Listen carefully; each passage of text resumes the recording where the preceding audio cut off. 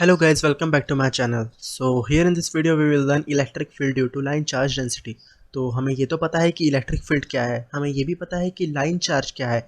तो अब electric field due to line charge density ये क्या है ये वीडियो में समझेंगे. ओके, तो सबसे फर्स्ट पॉइंट मेरा ये रहेगा कि हमें ये पता है कि electric field due to point charge क्या है. That is E equals to 1/4 pi epsilon naught Q upon R square into R cap. Okay, तो using this formula we will derive electric field due to line charge density. हमें पता है तीन रहते हैं, एक पॉइंट चार्ज, एक line charge, एक वॉल्यूम चार्ज और एक सरफेस चार्ज. टोटल चार रहते हैं. तो फर्स्ट हमने पॉइंट चार्ज कर लिया, अब ये वीडियो में लाइन चार्ज देखेंगे.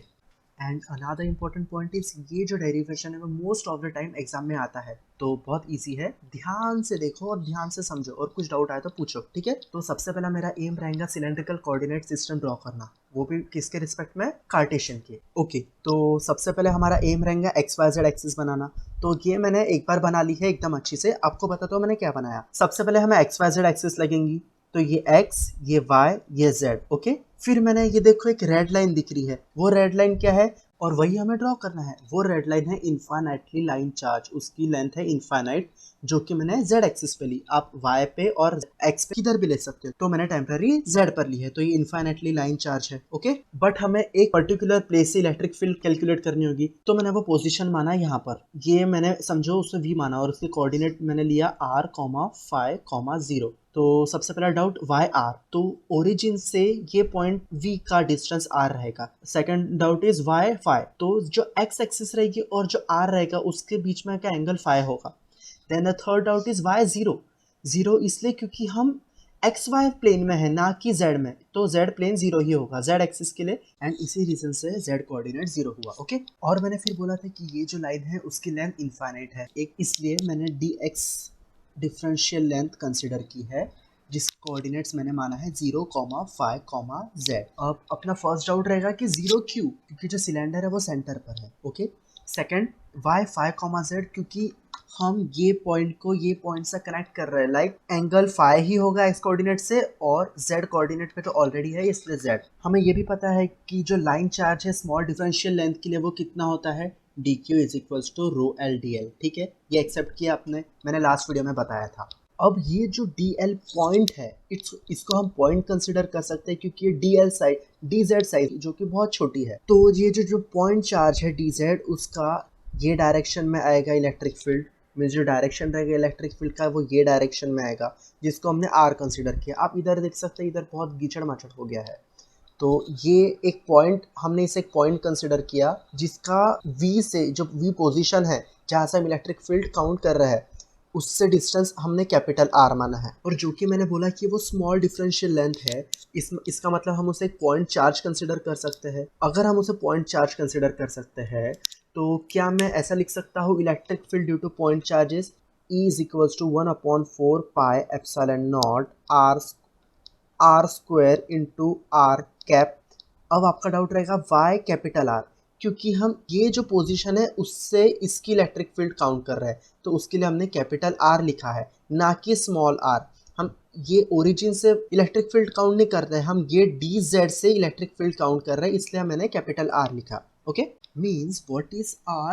R is distance between this point and the position V. Okay, अब आप बोल रहे हैं कि वैभव तो इसे पॉइंट क्यों मान रहा है. मैं इसे पॉइंट इसलिए मान रहा हूँ, या हम एकदम सही जा रहे हैं, हम ड्यू टू लाइन चार्ज ही निकालने वाले हैं, बट मैंने इसे इसलिए पॉइंट माना है क्योंकि we know the formula of electric field due to point charge, और फिर वो फॉर्मूला यूज करके हम electric field due to line charge calculate करेंगे. तो मैंने इसलिए इसको dz माना, मीन्स इनफाइनाइटली लाइन को मैंने स्मॉल एक डिफरेंशियल लेंथ माना. तो फाइनली मैं ये पॉइंट चार्ज को 1/4 pi epsilon naught Q upon capital R square into R cap लिख सकता हूँ. But we know what is R cap. R cap is R bar upon magnitude of R, ये हमें पता है. और मैग्नीट्यूड ऑफ R को हम R लिख सकते हैं, तो अगर मैं इन जनरल इसको अच्छे से लिखूँ तो मैं इस तरह लिख सकता हूँ 1/4 pi epsilon naught Q upon R cube into R बार. ऊपर, समझा। अब हमें इस ये तो क्या है, मैग्नीट्यूड है, बट ये जो है हमें ये फाइंड करना है what is R bar, what is R vector. तो वो कैसे फाइंड करेंगे, देखो आर डैश, आर क्या है, ये जो है वो आर है, मीन्स इन दोनों के बीच में का जो डिस्टेंस है वो आर है। तो आर वेक्टर निकालने के लिए हमें पता है कि हेड माइनस टेल जाना होगा। तो इधर हेड क्या है, ये जो है वो हेड है और ये जो है वो टेल है। हमें पता है हेड माइनस टेल, तो मैं क्या ऐसा लिख सकता हूँ, R comma five comma zero minus 0, 5, z।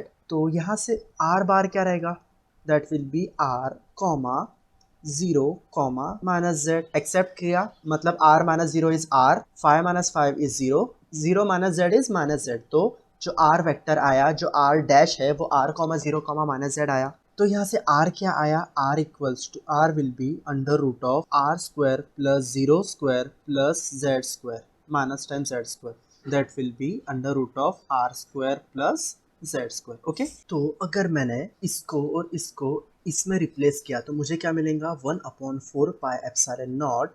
r को मैं क्या रिप्लेस करूंगा, इससे under root of r square plus z square.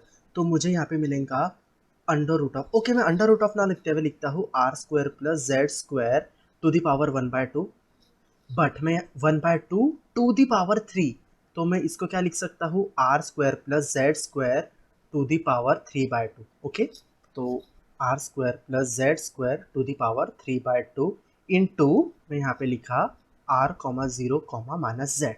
अब यार ये तो हो गया मैग्नीट्यूड, इसका कुछ करना पड़ेगा क्योंकि ये तंग करने वाला है। तो मैं इसमें से ऐसा क्या करूँ जिससे मुझे सिर्फ आर मिले, सो लेट्स सी, उसके लिए हमें ऊपर जाना पड़ेगा। तो चलो, तो मैं क्या कर रहा हूँ, यहाँ पे हमें क्या दिख रहा है, डी जेड दिख रहा है, दैट इज डिफरेंशियल एलिमेंट। तो अगर मैंने यहाँ पे भी एक डिफरेंशियल एलिमेंट लिया डी जेड, तो इसकी डायरेक्शन ये है, तो ये इलेक्ट्रिक फील्ड की डायरेक्शन भी ये डायरेक्शन में होगा और इसकी ये डायरेक्शन में है। जो ये हॉरिजॉन्टल कंपोनेंट रहेगा वो ऐड होगा। हॉरिजॉन्टल कंपोनेंट कौन सा है, रेडियल। ओके, और कैंसिल कौन सा हो रहा, वर्टिकल कंपोनेंट कैंसिल हो रहा, और वर्टिकल कंपोनेंट कौन सा है, that is Z component. Means Z component cancel होगा और रेडियल कंपोनेंट ऐड होगा। तो इधर हमें जो आर है वो तो रहेगा, बट जो जेड है वो कैंसिल आउट हो जाएगा।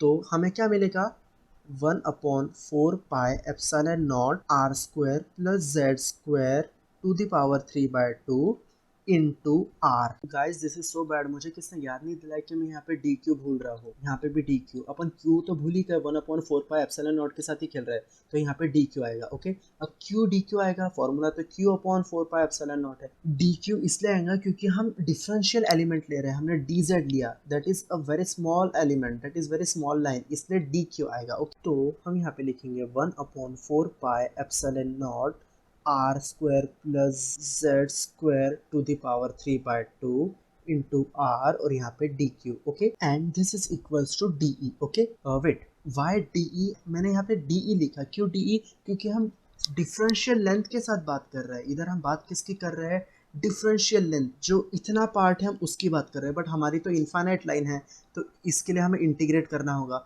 बट मैंने क्यों यहाँ पे डी ई लिखा, क्योंकि हम सिर्फ डी जेड की बात कर रहे हैं, बट अगर हमें पूरा जेड चाहिए तो हमें इंटीग्रेट करना होगा।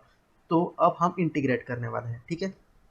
और बहुत से स्टूडेंट्स को इंटीग्रेशन में थोड़ी प्रॉब्लम जाती है, बट मैं अपना बेस्ट दूंगा इंटीग्रेशन को ईजी बनाने के लिए, बट शायद उसके लिए मुझे अपनी हैंड राइटिंग को छोटी करनी पड़ेगी। So we know D equals to 1/4 pi epsilon naught R square plus Z square to the power 3/2 into R, और यहाँ पे आएगा डी। अब कोई बोलेगा कि वैभव किसके रिस्पेक्ट में डिफरेंशिएट करना है, क्यू के रिस्पेक्ट में, आर के रिस्पेक्ट में, जेड के रिस्पेक्ट में। सबसे पहले हमें डी क्यू को रिप्लेस करना होगा जेड के टर्म में, बट हमें पता है जेड के टर्म में रो एल डी एल लिख सकते हैं डी को, और एल क्या था, एल इज जेड, जो लेंथ की बात कर रहे हैं वो लेंथ डी जेड के फॉर्म में है, तो हम डी क्यू को रो एल डी जेड लिख सकते हैं। तो अगर मैंने इसको रो एल डी जेड से रिप्लेस किया तो मुझे क्या मिलेगा, D E is equals to 1 upon integration, तो ये 4 pi epsilon naught R square plus Z square to the power 3/2 और यहाँ पे मैं लिखूंगा rho L D Z into R. तो सबसे पहले ये आर अंदर आएगा, मैटर ही नहीं करता क्योंकि हम जेड के रिस्पेक्ट में डिफरेंशिएट कर रहे हैं, तो जो आर रहेगा, ये आर रहेगा वो कांस्टेंट रहेगा, ये पार्ट रहेगा वो कांस्टेंट रहेगा। ठीक है, तो हमें क्या मिलेगा, हमें मिलेगा